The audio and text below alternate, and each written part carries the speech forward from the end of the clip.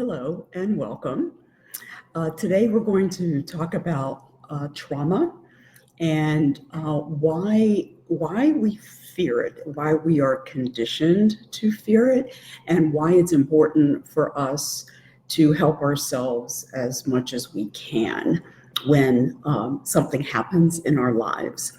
So hardship, struggles, and trauma are inherent in our lives, and largely we're not taught how to manage and cope with things that happen to us, whether it's just to us or to others that we love, and even to strangers in the world at large. So this Facebook Live I'm going to focus on some aspects of trauma. Now understand that it is people have written volumes on this. So in this 10-15 minutes, I'm just going to give you a piece of some of the things that I've discovered from my work and my personal experience. And also in my trainings. And as a practitioner, I have worked with many different kinds of traumas with people, and we'll talk a little bit about that as I go along. So I'm Sana Carpellotti, and I help folks resolve struggles and hardships quite rapidly, actually, using EFT, emotional freedom technique, or the tapping, inherited trauma, constellation, which is the constellation work, hypnotherapy, and also trauma healing.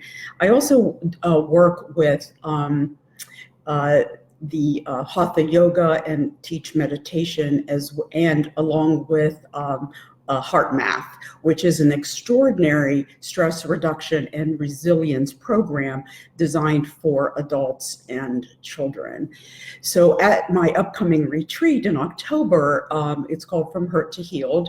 Along with healing, we're also going to be teaching these skills on how to build resilience.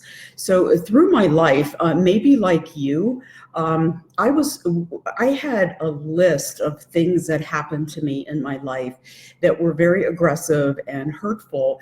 And I was told to forget about it, that you're just going to have to learn how to live with it.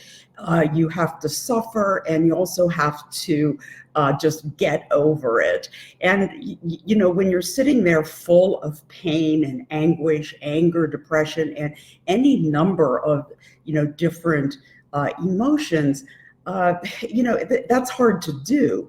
So, I refer to these individuals as healing hecklers, and who are very wounded and disconnected from their own wounds and well-beings. But I can go on and on about that. But for whatever reason, a part of me kept striving and being determined to find a way to help myself and ultimately others. So professionally, I have worked with dental and medical trauma, birth trauma, childhood abuses, tragic deaths within families, genocide witnessing, betrayals, and inherited traumas. And I'm not a traditional therapist. I use effective energy psychology approaches. Now I'm going to give you an example of something that I did about maybe 5-6 years ago. So there was a young girl who was referred to me because she was hit by a car, and she was tossed about 10 feet into the air. And although she didn't sustain serious injury, there was a lot of bruising and a high fear factor. But within a few months, she was isolating and refusing to go to school, which was uncharacteristic of her. So in this session, using emotional freedom technique, we neutralized many aspects of the trauma that were still activated kind of in the nervous system, the brain, as well as the body, that were playing out in her life. So it's kind of like a live electrical wire that's not connected to the flow in your home. So by the end of the session, she was able to tell me about the entire event with no emotional distress or observable body tension. And she also was able to begin rebuilding a feel of safety that she could carry forward into her life. So what was fascinating, when we got to the end of the session, after we had cleared her specific aspects of it, because my perception of being hit by a car would be very different from hers. So she was able to feel where the car hit her in the hip and also in the thigh. And there was a clear kind of tingling effect that occurred. So we were able to literally peel that away from the body and to increase flow, energy flow, and she did it with a creative use of color and so forth. And she got up and went to school the next day. So we were able to deactivate the trauma in a session. So Bessel van der Kolk, he's an MD. He's a trauma researcher. And one of the things he tells us is that most people will experience 3 to 4 traumas by the age of 35. So trauma can occur in any aspect of our lives while we're in utero, during infancy, childhood, adulthood. It can be chronic stress due to abuses and tensions of all kinds through our lives. And it can also be episodic, where it's, meaning an accident or an injury or even a medical trauma. So it's something that's unpredictable that changes the course of our lives. So as we walk our lives, and the more layers of trauma that we carry, that increases the risk of experiencing post-traumatic stress when something does occur. It can increase the risk for mental illness, an increase in anxiety and depression, and even body illnesses, and also maladaptive behaviors such as addictions, whether it's shopping, internet, food, drugs, and so forth. Because trauma is held in the body, and it becomes symptomatic, and it manifests in ways that we don't always connect. For example, insomnia or startle reflexes, high blood pressure, digestive disorder, ADHD, even illnesses. So it becomes very disruptive in our lives because the body is trying to manage the burden and the tensions that we carry. So if you look at the body as an energetic, electrical system, that tension and those burdens will disrupt the flow in the body's setting and setting the stage for conditions that we don't always connect or are related to the previous trauma. Gabor Mate, he's a psychiatrist. He says that trauma is the #1 cause of early death, because the symptoms and the compensations that are made as a result of the trauma are very disruptive and expand out into our lives and also impact the quality of our lives. So in his work, what he discovered is that there were extremely high rates of sexual assault and abuse in the homeless and the drug-addicted society where he worked in Vancouver. But unfortunately, it's not always recognized as a possible cause of this, due to the compensation that is made from early traumas that disconnect us from self as well as others, and we use addictions to help manage ourselves. So, or to relieve pain. So most traumas, such as like abuse and sexual assault, they occur within a relationship. And the healing also has to occur within a relationship, a trusted family member, a professional, where there are loving, caring, and compassionate people.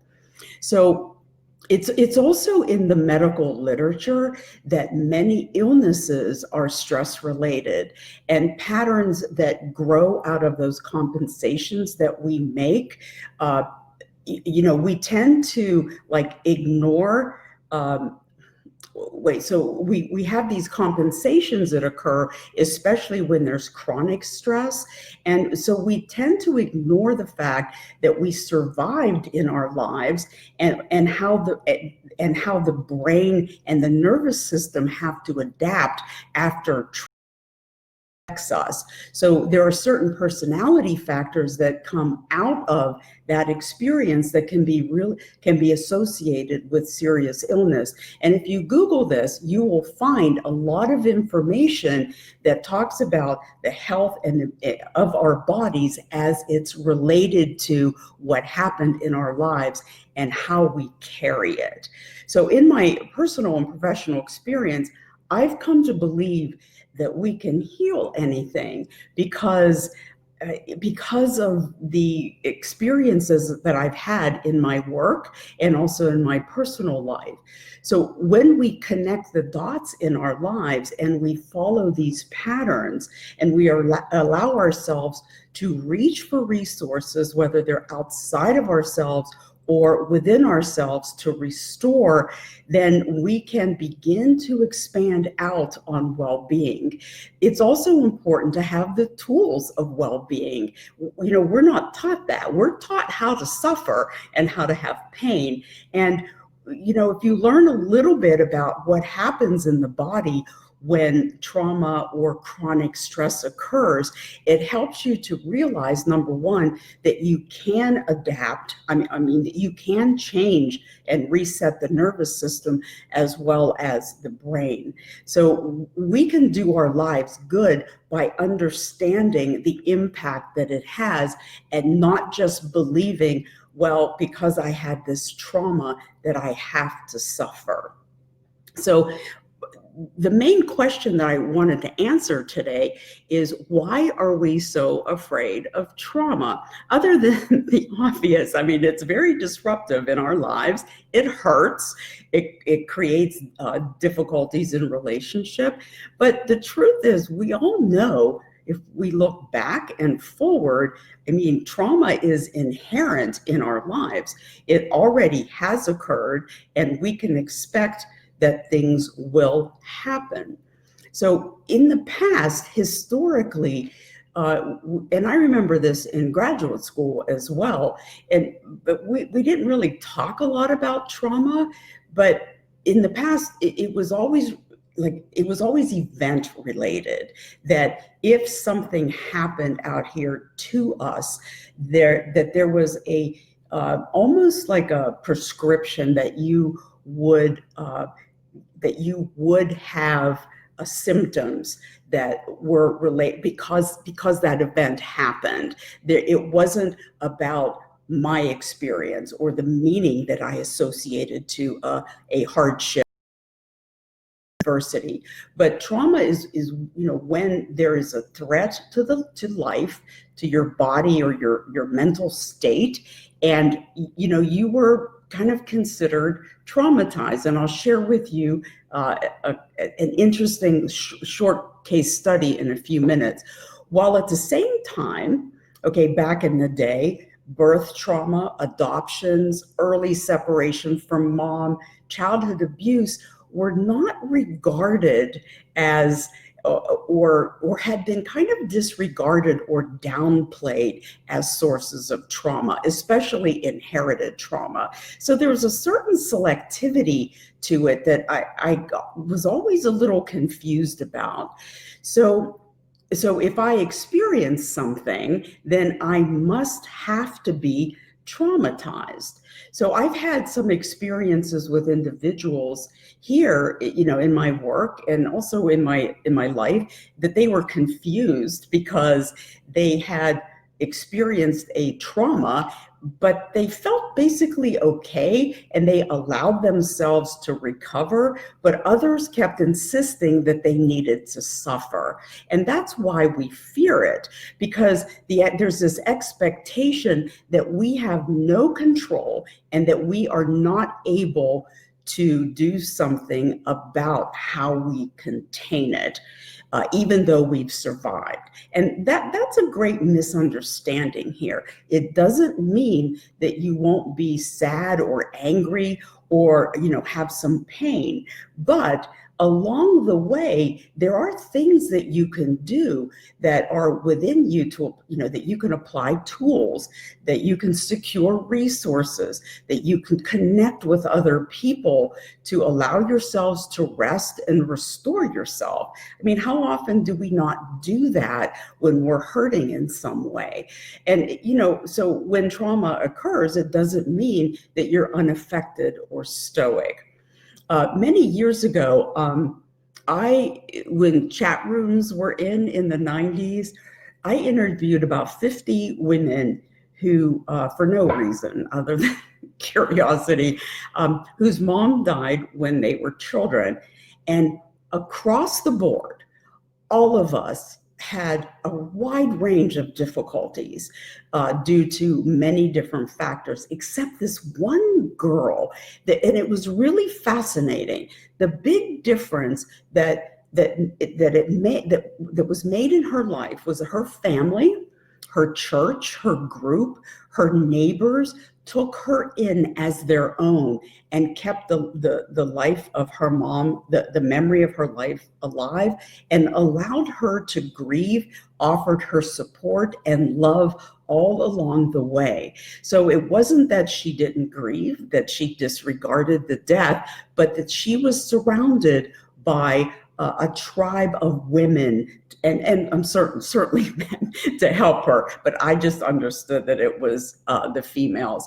So now research tells us that all life stresses are subjective in nature from our viewpoint. Now, if you think about that, that gives us a great charge, that it is determined by my level of overwhelm and my inability to cope with a certain situation. Okay, so what does that mean? So if I have layers of trauma and difficulties, then what can happen is I will just add more to that burden. So the key here is, and I'll give you another example. I had a client who came in. She was a teenager and she was with her mom, and I noticed that there was kind of a mirror that happened. The girl was sexually assaulted by a cousin, and she was experiencing, symptoms, but I noticed that the symptoms were mirroring mom. Okay, and when I talked to the girl privately, one of the things that she said was, I know that he was inappropriate and he crossed boundaries, and I told him so. But when I told my mom, she freaked out, and I thought that I needed to be completely upset. And so the work was actually with mom in that situation. So what we were able to do was to help mom to manage her emotions, to set some boundaries so that she could support her daughter. So the key here is not only with the mom, but the child. If you are resourced enough prior to an event, after a period of time, you can use resources to recover yourself. But if you live with high anxiety, depression, you feel depleted, if you have a list of complex traumas like I did, it becomes difficult to manage through another experience. So when we feel these threats, of well-being, sexual assault, betrayal, or these complex experiences, especially at a young age, the symptoms can become intense and patterned in the nervous system. And we also develop like meanings and values of the experience that are not, or that are individual and subjective. Because if you have two people who have the same experience or something similar, how they carry it, the symptoms that they manifest are going to be different. Bertold Ulsamer, he's a German psychotherapist, and he was here in the States a couple of years ago, and he does the constellation work with trauma, and I trained with him for a couple of weeks, and it was a really interesting sentence, because he started out the training and he says that there's only trauma if there are symptoms. Okay, so that gives us a charge. That gives us an opportunity to find what we need externally, as well as what resources we can find within ourselves to help ourselves. But the issue is, okay, when we lack resources, when there's family instability, when there's poverty, when there are layers upon layers upon layers of trauma, including inherited trauma, or one has serious psychiatric problems, there's a great risk of more difficulty in PTSD and other sources of mental illness. And of course, that's not even 100%. I mean, you can look at somebody like Oprah and other people who have overcome great odds. At some point, we can discuss resilient individuals, and because there's certain factors of there's certain personality factors in illness. There's also certain personality factors in those who are resilient with whatever happens to them. So if you feel kind of rattled or upset or emotional, yet, you can know that you can manage and begin to restore your resiliency and come back to a new normal. And those are the things that I teach and I do in the upcoming retreat in October. We heal traumas, as well as begin to expand that feeling of well-being, and also how you can sustain it. So, no matter what happens in our lives, you can reset your nervous system and your brain. You can clear mental images. You can clear thoughts, racing thoughts and beliefs that you have about anything, and begin to kind of rebuild what it feels like to be well, because we lose track of that. We lose that feel of what joy and well-being is for us. So trauma, keep in mind that, trauma resides in the body, and there are instant changes in your hormones, and as I mentioned, there are shifts in the brain that occur, and also within the nervous system. But I'm not going to talk about all of that today, but just because of time. But there are ways to reduce those symptoms and return your body back to balance. And that's what I do in my work. So my goal here for today is to advise you that, even that you can heal hardships and struggles, even grief. But again, as I mentioned earlier, there's a misunderstanding that you will have, you'll have no waves of emotion or struggles with it. When you have a healing perspective, when you have tools to help yourself, you can allow yourself to become aware of what your needs are, and also, more importantly, your need to rest and to step back in your life and then to re-enter. So here's some things that I want you to know, that if you're struggling in some aspect of your life where you still feel like you're carrying, these are some things that are helpful. Now, I don't do all of this stuff, and there's a lot of good practitioners out there who do, and you're welcome to email or call me if you have any questions. Number one is a whole foods diet.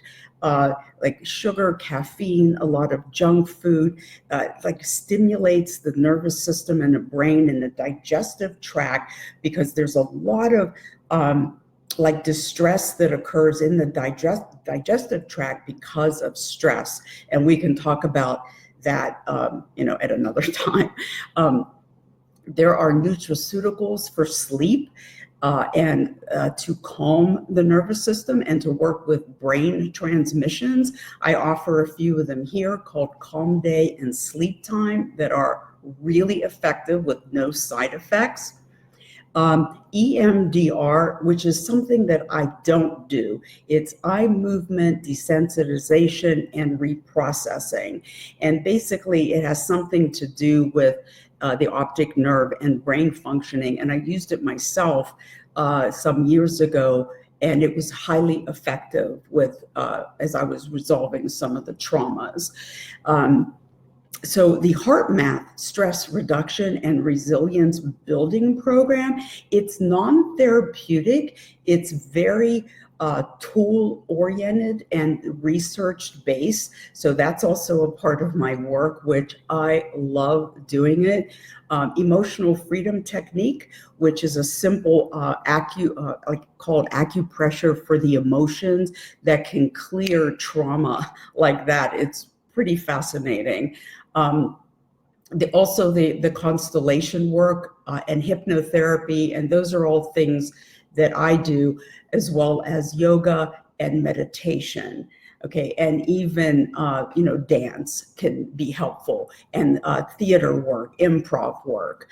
So in the retreat that I offer, attendees are going to be experiencing a lot of these techniques to build sustainable well-being and actually to begin planting those seeds of well-being so that they can discover the joy, happiness, love, and compassion that reside within them already.